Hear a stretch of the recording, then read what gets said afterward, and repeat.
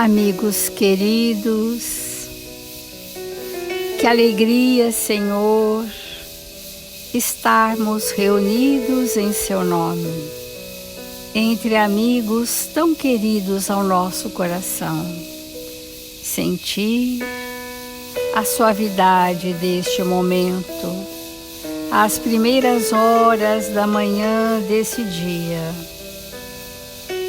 que prenuncia para nós um tempo feliz de realizações, de transformações e de renovações de nós mesmos. Um tempo de reconciliação da nossa consciência com as sábias leis de Deus. Um tempo de esperanças para todos nós. Que nesta hora, Senhor, elevemos a nossa sintonia no diapasão do Seu Evangelho, para que possamos desfrutar deste manancial inesgotável de amor e sabedoria. Aqui estamos, Senhor, confiantes e esperançosos. Ampara-nos, Senhor, para que juntos possamos seguir ombreando-nos uns aos outros na construção infinita do bem e da verdade em nossos corações, sentindo a presença amorável dos Seus mensageiros, destes Espíritos responsáveis por este Evangelho. Iniciamos as reflexões desta manhã. Obrigada, Senhor. Obrigada, amigos. E que assim seja.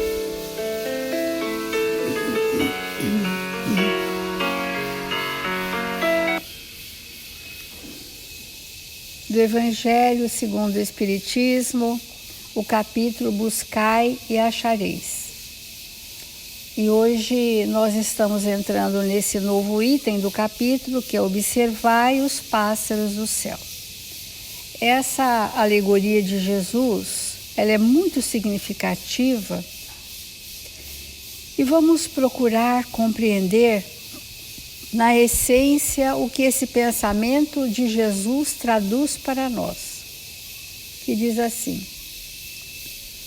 quando a gente diz observai os pássaros dos céus, nós vamos observar toda a natureza, os pássaros, as flores, os polinizadores, né? Nós vamos observar os animais outros, que também compõem a sinfonia da natureza.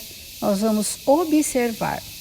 A observação, ela é um recurso metodológico de aprendizagem o mais importante. Sem a observação, nós não vamos compreender, não vamos fazer associações, não vamos entender. Então, a lei de Deus, ela se traduz nos reinos da criação, nos minerais, nos vegetais, nos animais e nos humanos. E se nós tivermos olhos de ver, vamos observar como Deus, através de leis, se manifesta na natureza.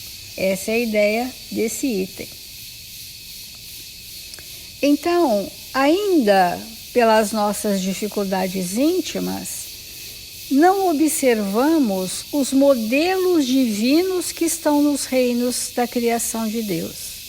Não observando, queremos impor o nosso modelo pessoal, que seja o espelho da nossa personalidade na obra do Pai. Então o Evangelho começa a dizer assim, é uma citação de Mateus, capítulo 6, versículos 19 a 21.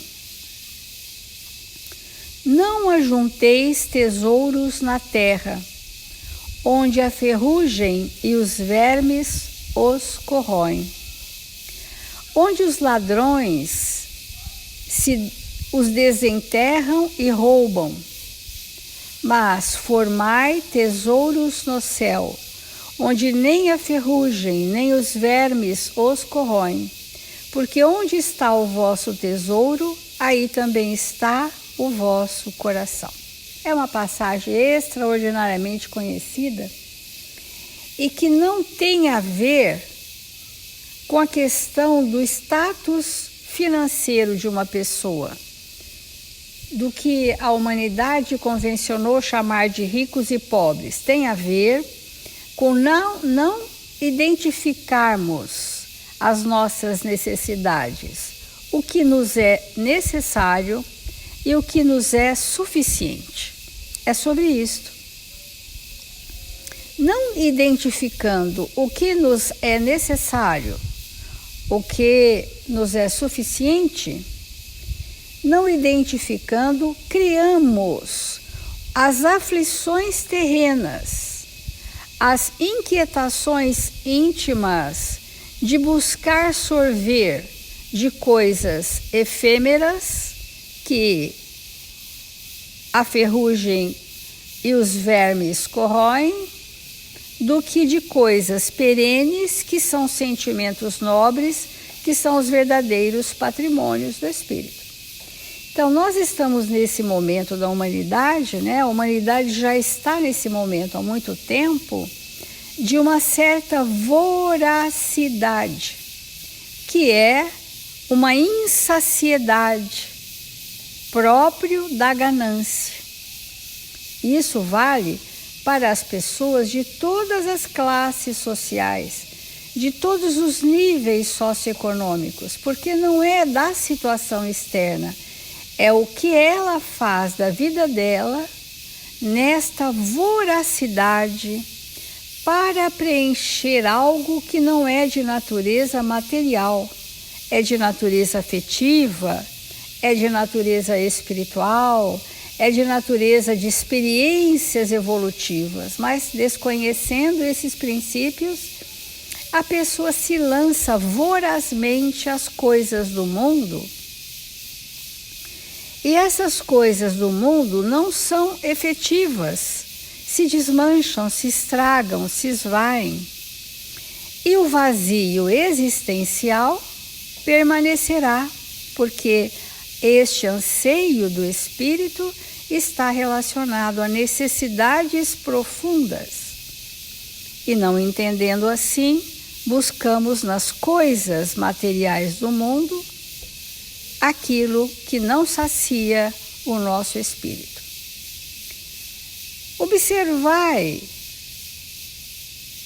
os pássaros dos céus, como depois ele vai dizer os lírios do campo, e podemos dizer de todos os reinos da criação de Deus, observai para sentir e incorporar o mecanismo da lei de Deus em nós. E aí pacificaremos. Por isso eu vos digo, segundo o Evangelho, não vos inquieteis por saber onde achareis do que comer para o sustento da vossa vida, nem de onde tirareis roupa para cobrir o vosso corpo. A vida não é mais do que o alimento e o corpo mais do que a roupa. Para muitas pessoas, isso pode reforçar uma postura ociosa. Não se importe com o que você vai comer, com o que você vai vestir. Pode insinuar para nós estes espíritos que quiseram viver da religião tão somente, sem o trabalho próprio. Que quiseram se acomodar na sua ociosidade, dizendo que isto o Evangelho estava a nos orientar. Então, diz o Evangelho, observai os pássaros do céu, eles não semeiam, não colhem, e não amontoam nada nos celeiros, mas vosso Pai Celestial os alimenta. Não sois mais do que eles? E quem é que dentre vós, aquele que pode, com todos os seus cuidados, aumentar a sua estatura à altura de um côvado? Então, Voltando ao item anterior desse capítulo, que disse: buscai, e no buscai achareis, esse capítulo fala da lei do trabalho e da lei do progresso. Ora, quando que nós vamos aquietar as nossas aflições terrenas pelo medo do amanhã? Quando o hoje for preenchido pelo buscar. Esse buscar significa trabalhar, trabalhar e servir. Aquele que trabalha e serve não precisa se aquietar com o dia de amanhã, porque Deus provê através do suor do seu rosto, através da consequência do seu empreendimento moral. Então, ninguém estando desamparado, todos receberemos de acordo com a nossa necessidade, desde que façamos a nossa parte. Porque em nenhum momento Jesus contempla as pessoas beatíficas que apenas observam, que apenas contemplam, que apenas aguardam os milagres de Deus. A providência divina age, trazendo para nós o retorno da busca real. O que é que eu verdadeiramente busco? É isso que eu terei. É diferente do que eu peço. Eu peço aquilo que não busco, eu não terei, porque eu não fiz o movimento do trabalho. Então é muito importante nós entendermos isso, porque acumular de medo de perder, acumular do medo do amanhã, é uma atitude ainda imatura dos nossos espíritos. Porque no planejamento reencarnatório já constava se aquele espírito precisa passar por provações com privação material, e nós aceitarmos que a privação material é um processo educativo importante para as tendências que eu já trouxe no passado. E o outro passa pela prova da abastança material, porque aquele espírito precisa necessariamente multiplicar aqueles bens em favor de muitos. E se estes muitos estiverem sendo beneficiados com as suas possibilidades materiais, esse gesto no bem pacifica o espírito. Então, todo estado de pacificação está relacionado ao bom ou mau uso que temos feito dos talentos que nos foram confiados. Uma pessoa que tenha muita experiência, ela tem mais talentos a serem multiplicados. A pessoa que é mais imatura, tem menos experiência, ela tem menos talentos a serem multiplicados. Os pássaros dos céus fazem a sua parte. Por quê? Eles não estão inertes esperando tudo acontecer. Os pássaros do céu, ou seja, a criação de Deus, cumpre o determinismo da lei, porque todos os animais estão dentro da lei de Deus impecavelmente. E é por isso que eles não sofrem pelo amanhã, porque quem está rigorosamente vivendo a lei, Deus provê. Provê de todas as necessidades, não são da roupa ou do alimento. Provê, porque o espírito está regido pela lei divina. Os vegetais, o reino vegetal, é rigorosamente o espelhamento do pensamento de Deus. As leis divinas estão regendo. Os animais têm ainda a seu favor o instinto. E esse instinto, o que é o instinto? É o cumprimento da lei de Deus para aprender a sobreviver, a manter a sua prole e a gerar uma experiência para aquele animalzinho que está naquele reino.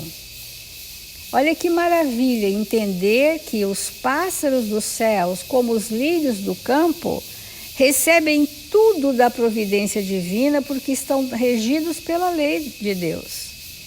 E quando nós estamos predominantemente egoístas, distantes das leis divinas, então entramos nas síndromes aflitivas, vamos dizer assim, que são vários níveis de aflições na Terra, porque sentimos que não estamos fazendo a parte que nos cabe, que às vezes para uns é a renúncia, para outros é o trabalho intensivo, mais do que as outras pessoas trabalham, e aquilo ser uma necessidade para aquela pessoa, para aquele espírito. E isto que são as nuances da lei. Ainda vamos ver um pouco do Emmanuel, como ele começa a tratar esse assunto, que ele diz assim: examinai os lírios do campo como crescem. Exortou-nos Jesus. A lição nos adverte contra as inquietações improdutivas, sem compelir-nos à ociosidade. A lição do Evangelho quer dizer assim, as inquietações, as aflições improdutivas, desnecessárias, de espíritos que estão muito desajustados ao entendimento da lei do amor, não quer dizer que essa passagem seja induzir-nos à ociosidade, porque as pessoas dizem, mas se Deus prover, eu nada preciso fazer. E é claro que a misericórdia divina se expressa através dos seres humanos para os seres humanos.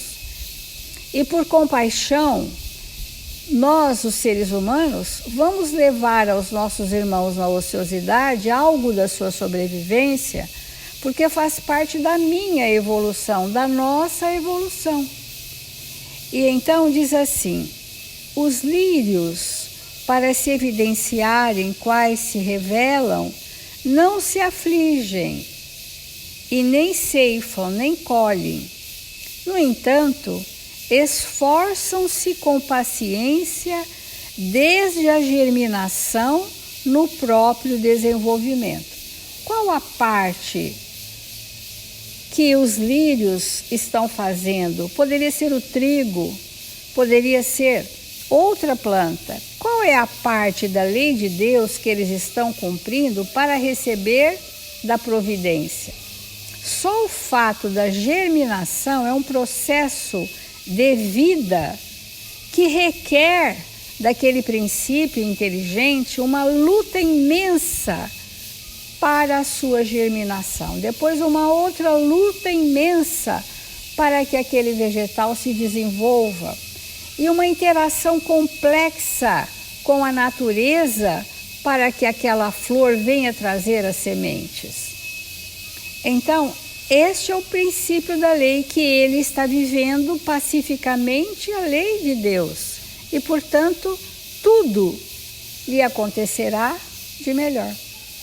Porque tudo é para o melhor, mesmo uma tempestade.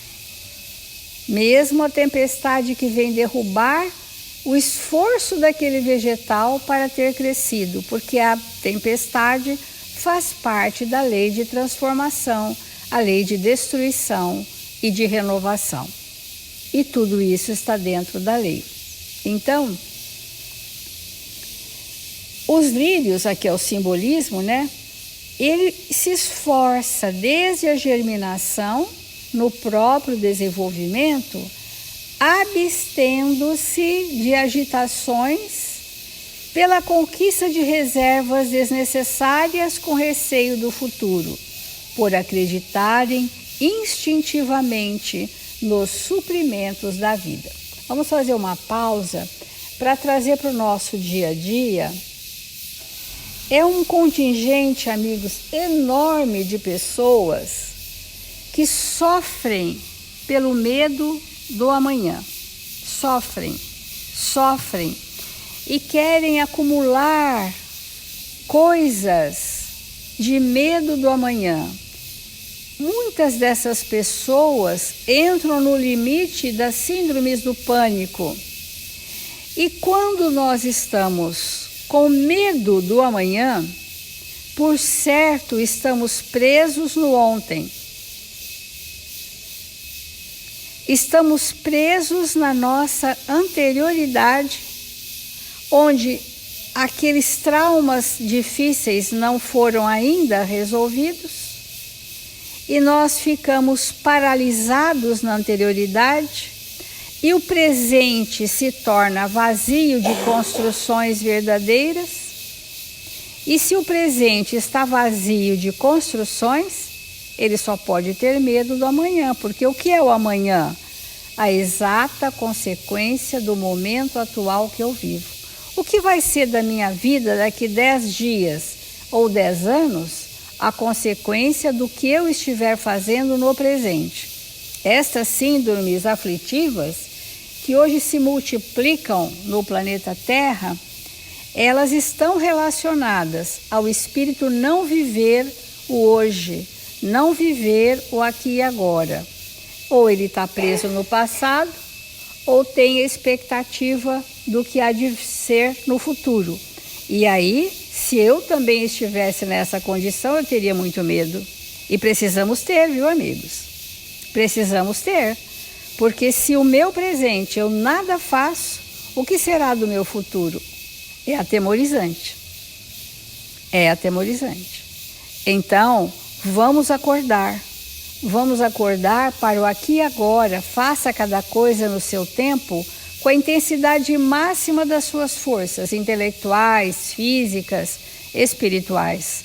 Realize o melhor para que, ao terminar o dia na exaustão das nossas forças, possamos dizer: ainda não fiz o melhor de mim, mas amanhã farei melhor, como nos ensina Santo Agostinho. Então, abstendo-se de agitações pela conquista de reservas desnecessárias, com receio do futuro, por acreditarem instintivamente nos suprimentos da vida. Os lírios do campo não fiam nem tecem, para se mostrarem na formosura que os caracteriza. Todavia, não desdenham fazer o que podem, a fim de cooperar no enriquecimento do esforço humano. Eles entregam, vamos dizer assim, eles contribuem com aquilo que a lei de Deus reserva para aqueles vegetais. Os pássaros dos céus contribuem para a finalidade útil do seu existir, cumprindo as leis. Não cogitam de criticar as outras plantas que lhes ocupam a vizinhança, deixando a cada uma o direito de serem elas mesmas, nas atividades que lhes dizem respeito à própria destinação. Então, o que é a lei, né? Ela se ocupa da sua realização, da sua função, do seu significado naquele conjunto da obra de Deus. Admitem calor e frio, vento e chuva, deles aproveitando aquilo que lhes possam doar de útil, sem se queixarem dos supostos excessos em que se exprimem. Não indagam quanto à condição ou à posição daqueles a quem consigam prestar serviço, seja acrescentando beleza e perfume à terra, ou ornamentando festas, ou colaborando no interesse das criaturas em valor de mercado. Ele está lá. Se vai ser usado para uma festa, se vai ser usado para uma pesquisa, qual a finalidade do que vão usar, ele terá feito a sua parte. Assim, uma laranjeira, ela está lá para dar os frutos a quem deles aprouver. Ela não se importa se quem vai usar os seus frutos é desta ou daquela classe, tem esta ou aquela necessidade. E se ninguém vier aproveitar dos seus frutos, os animais aproveitarão, e as suas sementes germinarão na perpetuidade daquela espécie. Então ela não vai questionar quem está ao seu redor, se os que estão ao seu redor estão colaborando ou não com ela, ela vai fazer a sua parte. E, sobretudo, desabrocham e servem no lugar em que foram situados pela sabedoria divina. O quanto nós precisamos incorporar esse pensamento, né? Estou nesse lugar, é neste lugar que eu vou servir feliz. Sem saber, não, eu precisaria estar no lugar do outro, se eu fosse o outro, eu faria isto, eu faria aquilo. Não é o nosso planejamento. Desabrocham e servem no lugar em que foram situados pela sabedoria divina, através das forças da natureza, ainda mesmo quando tragam as raízes mergulhadas no pântano, de onde saem flores belíssimas. Então, finalizando, diz Emmanuel, evidentemente nós, os espíritos humanos, não somos elemento do reino vegetal, mas podemos aprender com os lírios serenidade e aceitação, paz e trabalho, com as responsabilidades e privilégios do discernimento e da razão, que uma simples flor ainda não tem. Então, nós vamos ficar com essa reflexão da observação, o quanto é importante nós sabermos observar a lei de Deus manifestada nos reinos da natureza. Então vamos refletir e fazer a prece.